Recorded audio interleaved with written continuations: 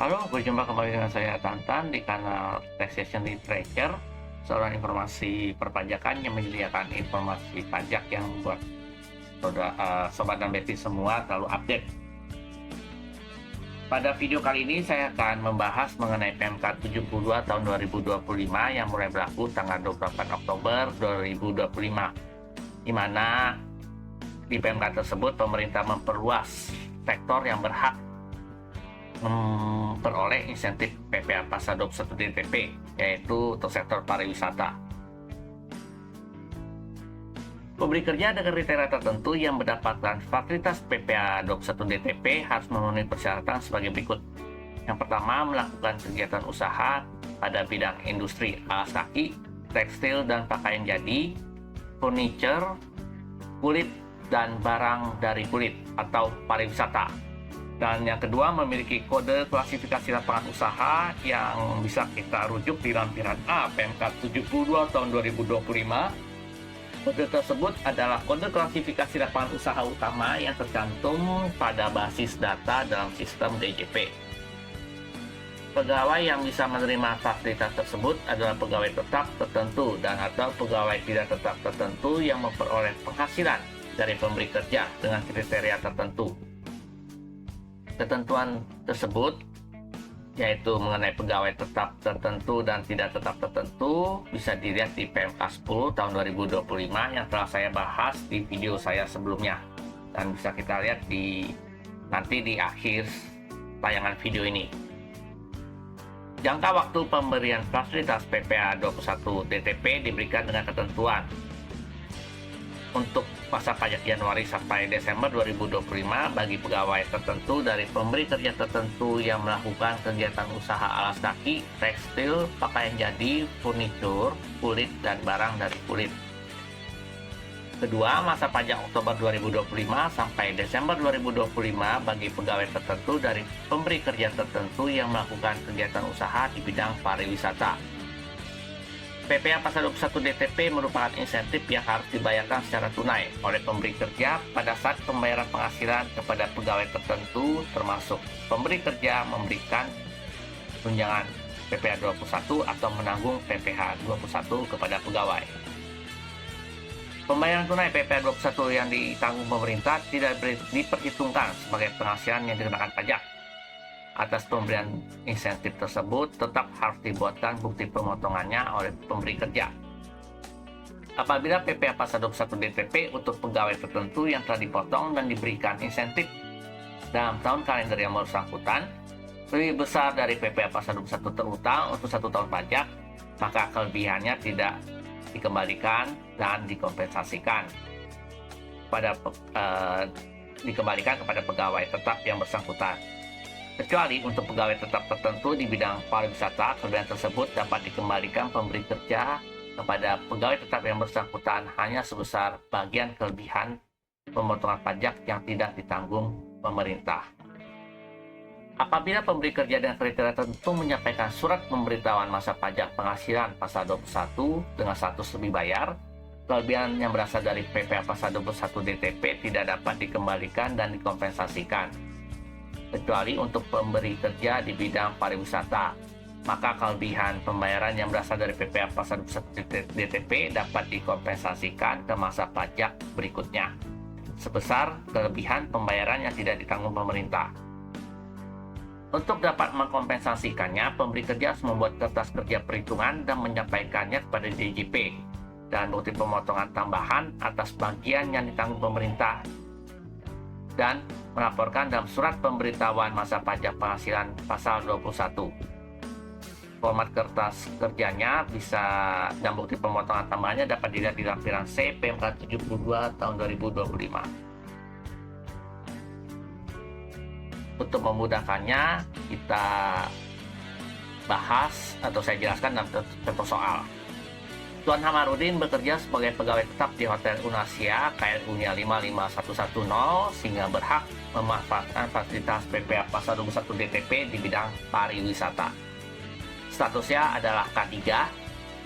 Berdasarkan dokumen kontrak perjanjian kerja, Hamarudin menerima gaji dan tunjangan sebesar Rp9 juta per bulan.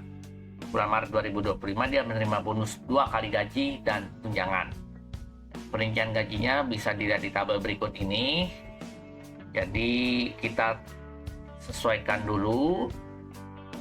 PT KPI K3 kita lihat masuk kategori tabel C yang bisa kita lihat di PP 58 tahun 2023 dan PMK 168 tahun 2023. Langkah berikutnya kita sesuaikan penghasilan bruto dengan tarif efektifnya. Dan khusus untuk bulan Maret, karena beliau memperoleh bonus, jadi tarif efektifnya sedikit lebih besar, yaitu 10%. Hal yang sama kita hitung sampai dengan bulan September. Khusus dari mulai bulan Oktober sampai dengan Desember, karena Hamarudin sudah berhak memanfaatkan insentif PPA Pasar 21 DTP di bidang pariwisata, maka gaji yang diperoleh oleh Hamarudin tetap penuh sebesar 9 juta rupiah.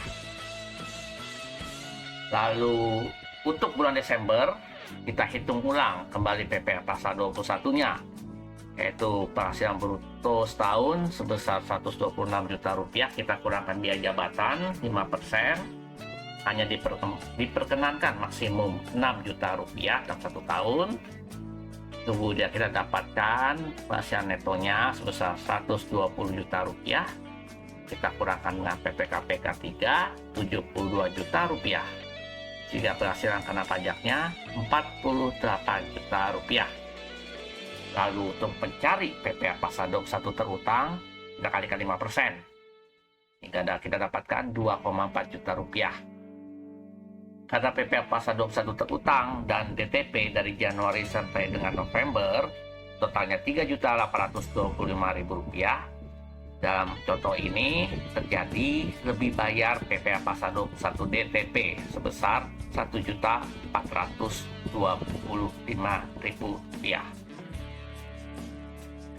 Perhitungan kelebihan pemotongan yang dapat dikembalikan kepada pegawai yang bersangkutan dan dapat dikompensasikan pemberi kerja pada masa pajak terakhir sebesar PPA Pasar 21 LB, yaitu Rp1.425.000 dikurangi total PPA Pasar 21 DTP sebesar 1 juta sebesar 112.500 untuk bulan Oktober dan 112.500 untuk bulan November.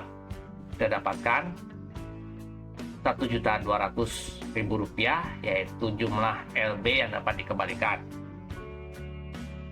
Kemudian kelebihan pemotongan sebesar Rp1.200.000 harus dikembalikan Hotel Unasia kepada Hamarudin, dan pihak pemberi kerja dapat mengkompensasikan ke masa pajak berikutnya. Syaratnya harus membuat kertas kerja perhitungan dan bukti pemotongan tambahan. Bukti pemotongan PPA Pasar 21 kepada Hamarudin tampak mencantumkan insentif PPA Pasar 21 DTP. Jadi pemberi kerja tetap harus membuat bukti pemotongannya. Kemudian kedua, kertas kerja untuk melakukan perhitungan nilai lebih bayar yang dikembalikan kepada Hamarudin dan yang dapat dikompensasikan ke masa pajak berikutnya. Formatnya dapat dilihat sekali lagi di lampiran C PMK 72 tahun 2025. Dan yang ketiga, untuk bukti pemotongan PPA Pasar 21 tambahan yang harus dibuat oleh pemberi kerja atas bagian yang ditanggung pemerintah, kode jenis pajaknya diisi 21139, yaitu penyesuaian nilai kompensasi sehubungan dengan insentif PPA Pasar 21 DTP dan sifat pemotongannya final. Bisa kita lihat sekali lagi di lampiran C PMK 72 tahun 2025. Untuk PPA Pasar 21 DTP bulan Oktober dan November 2025 sebesar Rp112.500 per bulannya harus dibayar tunai kepada Hamarudin pada saat pembayaran penghasilan. Bulan Oktober sampai dengan Desember 2025, Hamarudin menerima penghasilan secara penuh tanpa dipotong PPA Pasar 21. Selain itu, Hamarudin juga berhak menerima pengembalian kelebihan pemotongan PPA Pasar 21 sebesar Rp1.200.000 paling lambat di Januari 2026.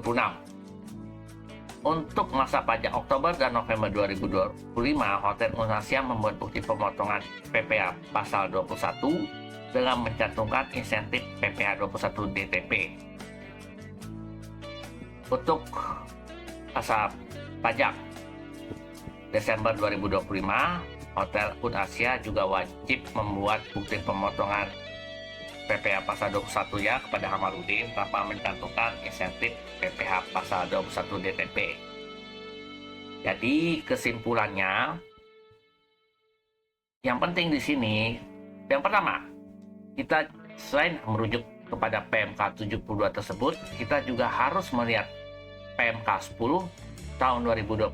Di situ akan mengatur khusus insentif PPh pasal 21 DTP selain di sektor pariwisata, dan perlakuan lebih bayar di sektor-sektor di luar pariwisata yang mendapatkan insentif PPh pasal 21 DTP tersebut, perlakuan atas lebih bayarnya sedikit berbeda dengan prosedur pengembalian kelebihan bayar dari sektor pariwisata.